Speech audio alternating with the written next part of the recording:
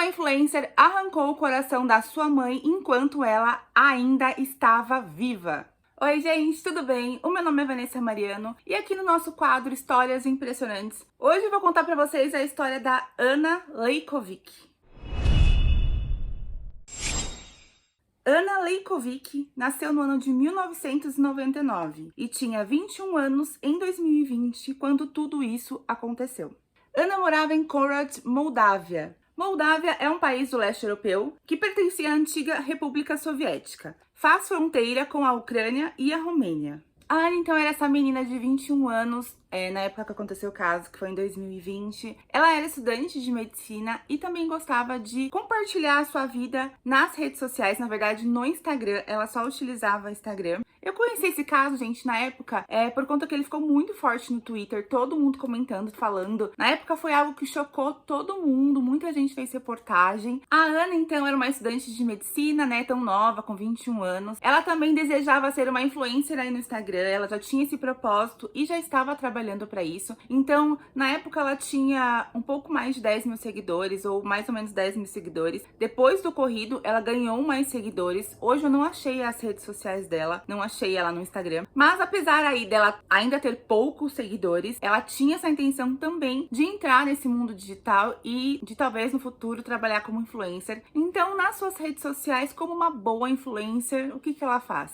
Ela divulgava sua vida pessoal, ela mostrava sua vida luxuosa, sempre assim com fotos incríveis dela viajando, dela em Paris, na Torre Eiffel, no Museu do Louvre, passeando aí por aquela rua famosa lá de Paris, que tem aquelas lojas chique lá, tem Gucci, tem Prada. E ela tirava fotos, registrava tudo e compartilhava. Ela compartilhava também a sua rotina de atividade física. A Anna tinha um corpo muito bonito e ela em si era muito bonita. E como uma boa influencer, né, que tem um corpo maravilhoso, não vamos falar que é todas, não vamos falar que é todas, né? Mas a grande maioria aí das influencers que tem aquele corpo maravilhoso que você aí na sua casa, assim como eu, fica de queixo caído, assim como todas essas que você segue. Anna também fez muitas cirurgias plásticas pra ficar também assim mais bonita, né, pra ter essa aparência que ela tem, e ela foi muito elogiada por isso. O caso justamente ficou muito grande, tanto por ela ser uma influencer, né,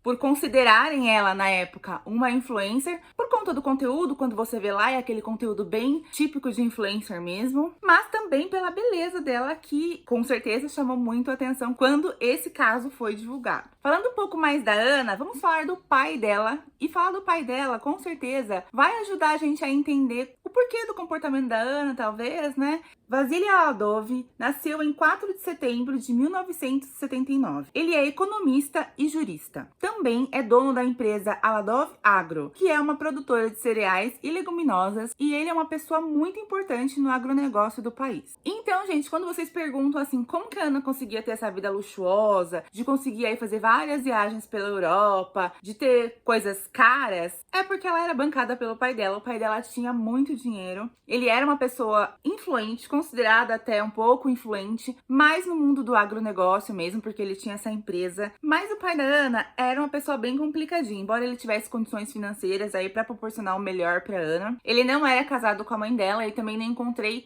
por quanto tempo eles ficaram juntos, mas na época ele era separado dela e ele tinha uma outra família. Inclusive ele tinha um filho que era mais novo que a Anna. O senhor Aladov decidiu aí entrar na carreira política, tentando ser candidato a governador da região autônoma de Gagáuzia em 2019, mas não pôde continuar por não ter conseguido as 1.500 assinaturas que eram necessárias para concorrer ao cargo. Mas vocês acham que o senhor Aladov concordou com isso, que ficou feliz? Foi bem pouco antes das eleições, na verdade ele não tinha conseguido, e aí meio que deram um jeitinho lá e ele ia conseguir entrar para ser candidato, mas assim, um dia antes cancelaram tudo porque ele não tinha aí essas 1.500 assinaturas. Então ele ficou full pistola, gente, muito bravo, e foi fazer o quê? Reclamar nas redes sociais. o homem me grava um vídeo no Facebook ameaçando aí todos os membros da comissão eleitoral. E, gente, ele falou coisas absurdas. Eu não entendo romeno, mas disseram que ele falou assim, que desejava que todos os parentes dos membros do comitê pegassem doenças venéreas. Insultou geral, falou que não devia, ou seja, claramente ele também não era uma pessoa muito normal, né? Dada aí as circunstâncias, quem que quer concorrer a um cargo público e por não conseguir vai pro Facebook e faz isso, gente. A pessoa realmente não tem um psicológico muito bom. Daí você entende que Ana talvez também, né? Bom, os membros, então, da comissão eleitoral denunciaram ele para a polícia. Era em 2019, né? Eles iriam começar uma investigação para entender tudo isso. A polícia de Gagauzia falou que recebeu, sim, a denúncia e queria investigá-lo, mas eu não encontrei o que deu, se ele sofreu alguma penalidade, algo assim. Não encontrei nada sobre isso. Foi muito difícil achar informações para esse vídeo. O primeiro portal que fez essa matéria foi o The Sun. Então, todos os outros lugares que eu achei era só coisas que estavam no The Sun. Então eu comecei a usar o Google Tradutor e traduzir as minhas perguntas para romeno, eles falam romeno lá. Então eu consegui achar um pouco mais de informação, mas não consegui encontrar aí se ele foi responsabilizado, penalizado por isso. Em outras matérias também, mas mais matérias específicas de portais da cidade, nichado pro pessoal do agronegócio e política. Era uma matéria que falava de várias pessoas que estavam sendo investigadas lá na Moldávia e apareceu o pai da Ana lá e pelo que eu entendi, a matéria diz: os irmãos Vitali e Vasily Aladov, 2 empresários, foram detidos em 21 de agosto de 2020 devido a crimes que haviam sido cometidos nos dias 18 e 19 de agosto.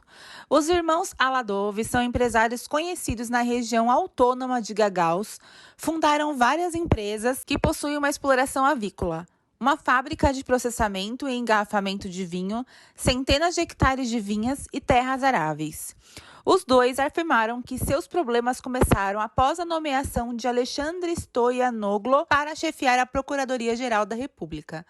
O motivo da discórdia é cerca de 2 milhões de euros, valor devido à sua família pelo primo do procurador-geral, Sergei Stoyanoglo, subchefe de departamento na administração da autonomia Gagauz. Alexandre e Sergei Stoyanoglo rejeitam as acusações e dizem que os irmãos Aladov são criminosos. Os irmãos Aladov já tinham uma rincha com os primos Stoyanoglo e decidiram tirar satisfação querendo o dinheiro do empréstimo de volta. Os primos, por sua vez, disseram que nunca houve empréstimo e que os irmãos Aladov são criminosos. Isso acabou virando uma briga generalizada, onde 11 pessoas ficaram feridas, sendo que 10 dos feridos eram policiais. A promotoria de Gagauzia acusou os irmãos Aladov de roubo em grupo, com danos consideráveis, ameaça de morte e vandalismo agravado. Os promotores pediram de 10 a 15 anos de prisão para os irmãos Aladov. O julgamento durou 2 meses e meio, durante os quais ocorreram 25 audiências. Vitali Aladov foi condenado a 9 anos de prisão por vandalismo e ameaças de morte. O seu irmão, Vasily, pai da Ana, foi condenado a 6 anos de prisão por vandalismo. Então o pai da Ana realmente era uma pessoa complicada, né? Talvez não muito honesto e talvez não muito sã do juízo. Continuando aí o caso, vamos falar da mãe da Ana, que infelizmente é a vítima do nosso caso. Praskovia Leikovic, de 40 anos, trabalhava na Alemanha na área da saúde. Em algumas matérias eu vi que ela era médica e em outras eu vi que ela era enfermeira. Talvez essa questão aí de tradução as pessoas possam não ter entendido, mas na tradução de um artigo romeno apareceu como enfermeira. Já em artigos em inglês ela aparece como médica. Então o que eu sei é que ela trabalhava na área da saúde e ela tinha se mudado para a Alemanha para trabalhar lá e a Ana ficou morando sozinha na sua casa maravilhosa, com todos os recursos. Ela estava muito bem, afinal ela já tinha 21 anos. A sua mãe vai aí viver a sua vida lá na Alemanha. Porém, a Ana, gente, ela não tinha essa vida perfeita que ela divulgava nas redes sociais, divulgando principalmente saúde, divulgando aí o que ela fazia para ter aquele corpo maravilhoso, propaganda aí que ela vivia uma vida super saudável. Mas o que ninguém sabia é que a Ana era viciada em drogas e álcool e ela ela tava tendo problemas recorrentes com isso. Cerca de um mês antes desse caso, a Ana foi socorrida por uma ambulância porque ela tinha tido uma overdose. Então a mãe dela sempre tinha que voltar correndo pra ajudar quando isso ocorria. Então a mãe dela já tava muito preocupada com isso, porque imagina você ser internada por uma overdose. Então ela tava correndo risco de vida. Então sua mãe decide deixar o seu emprego lá na Alemanha e voltar pra viver na Moldávia. Enquanto isso, ela começou a pesquisar clínicas e ela tinha muito a intenção de internar a Ana, caso ela mesma não conseguisse ajudá-la. Ela queria internar a Ana. Então, quando ela tá voltando da Alemanha, voltando do seu trabalho, quando ela chega na casa, como é que a Ana está? Visivelmente drogada. Então, sua mãe fica muito decepcionada, muito preocupada, e nesse momento começa uma discussão entre as duas. Discussão assim, a Ana falando que não tinha usado drogas. Não, eu não usei drogas, você é uma mentirosa,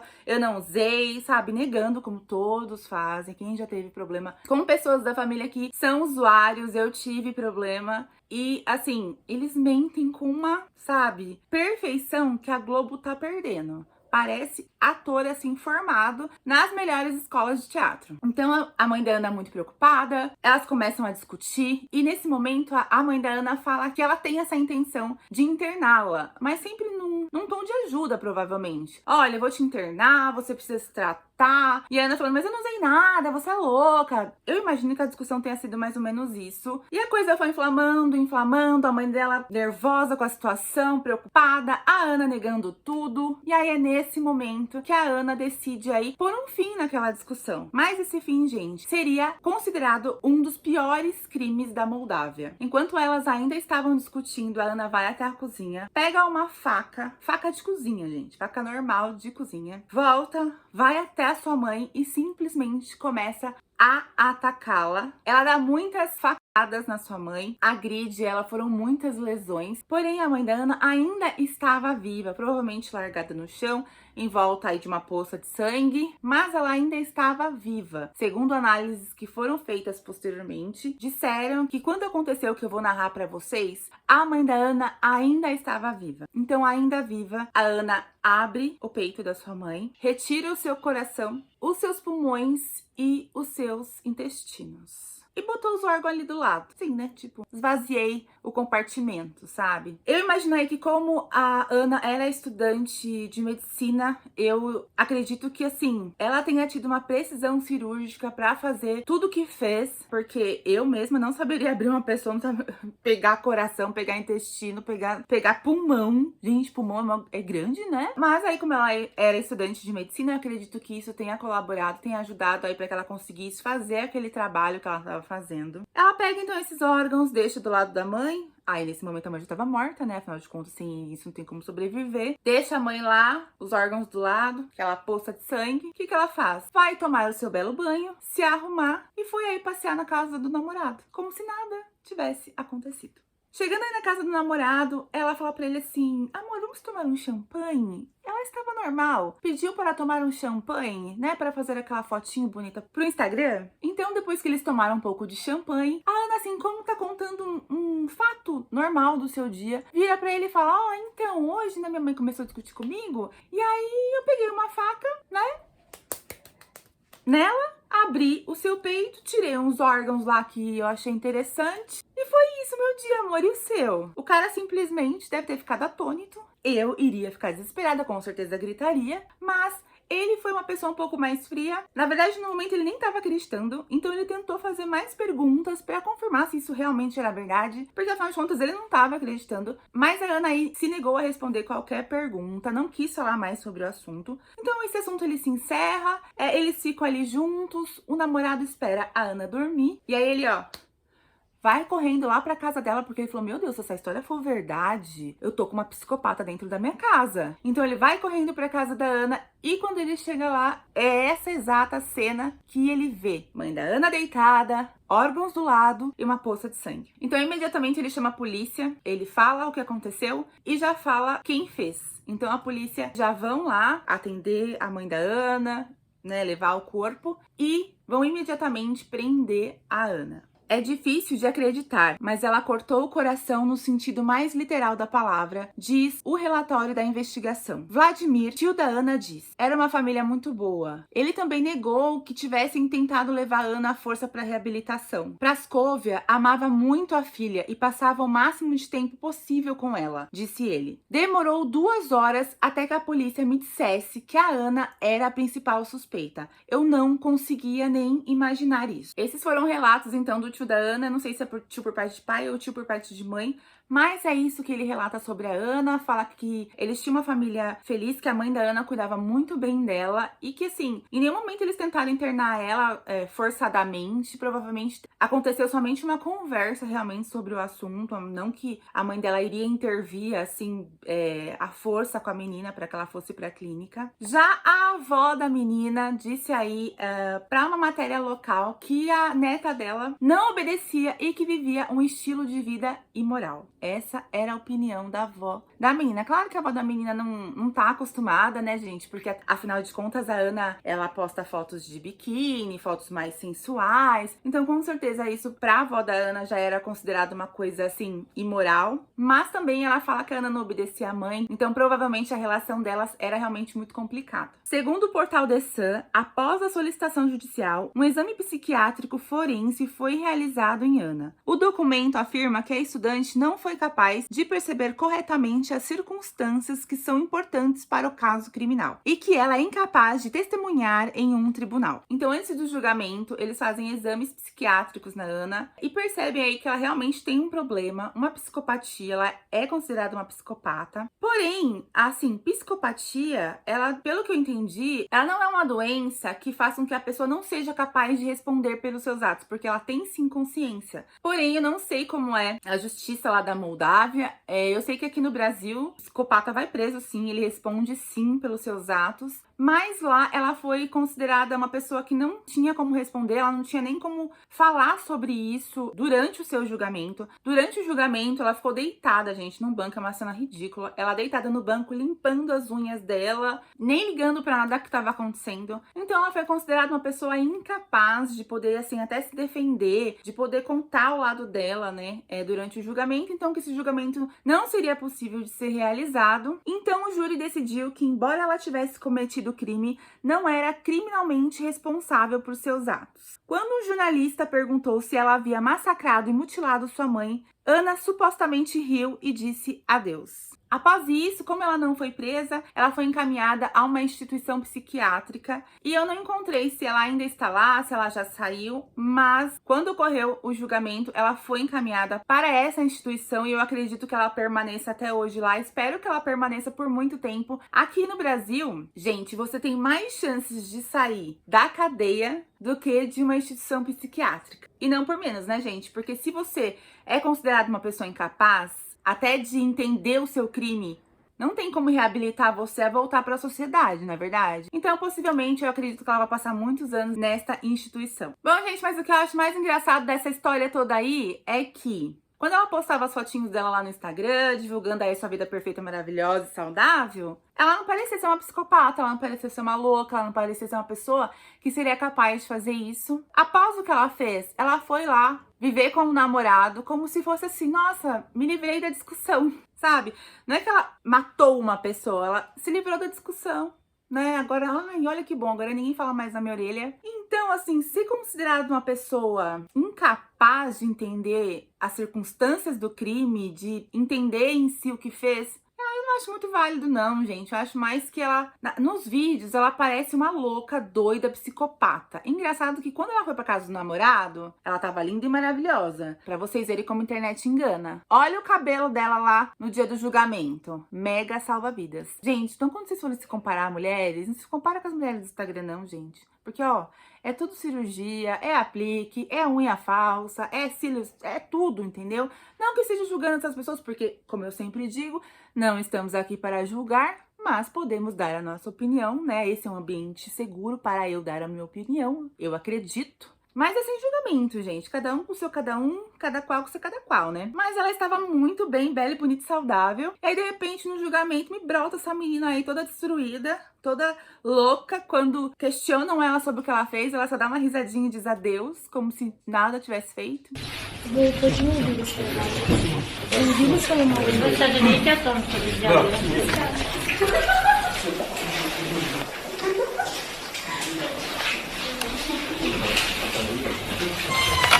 Então é isso. O recado de hoje é: não acredite em tudo que você vê nas suas redes sociais. Bom, gente, então essa foi a nossa história impressionante de hoje. Se você chegou até o final, eu te agradeço muito e peço, por favor, para que você curta esse vídeo. Deixe o seu comentário aí falando sua opinião sobre o assunto, claro, sempre com muito respeito. E também não atacando aqui a pessoa que vos fala, tá? Porque eu sou uma pessoa muito sensível, se me atacar eu choro. Se inscreve no meu canal se você ainda não for inscrito. Olha aí o botãozinho se você realmente está inscrito, tá? Enfim, espero muito que vocês tenham gostado da forma como eu contei a história. É sempre como eu contei a história, assim. Eu sei que não dá pra gostar da história em si, porque é um crime. Mas eu espero que vocês tenham gostado da forma como eu trouxe aqui a história pra vocês. Então é isso, um beijo.